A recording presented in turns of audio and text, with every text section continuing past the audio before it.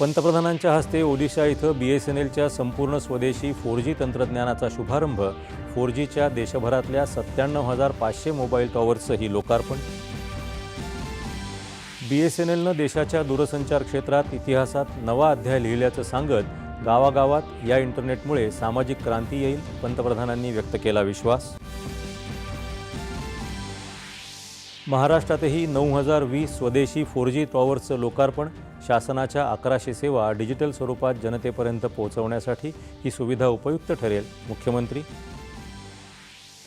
शहबाज शरीफ यांच्या भाषणाला भारताचं सडेतोड उत्तर.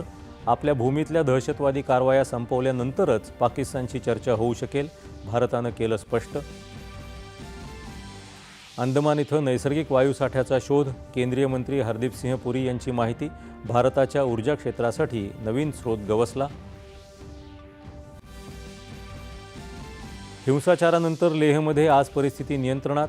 हिंसा भडकवल्याच्या आरोपाप्रकरणी सोनम वांगचुक यांना राष्ट्रीय सुरक्षा कायद्याखाली अटक केल्याची लेह पोलिसांची माहिती. डॉक्टर बाबासाहेब आंबेडकरांना अपेक्षित असलेली सामाजिक आर्थिक समानता आणणं आपली सामूहिक जबाबदारी असल्याचं सरन्यायाधीश भूषण गवई यांचं प्रतिपादन. राज्यात विविध जिल्ह्यांमध्ये पावसाचा जोर कायम. मराठवाड्यात पाणलोट क्षेत्रात मुसळधार पावसामुळे विविध धरणातून पाण्याचा मोठ्या प्रमाणावर विसर्ग सुरू.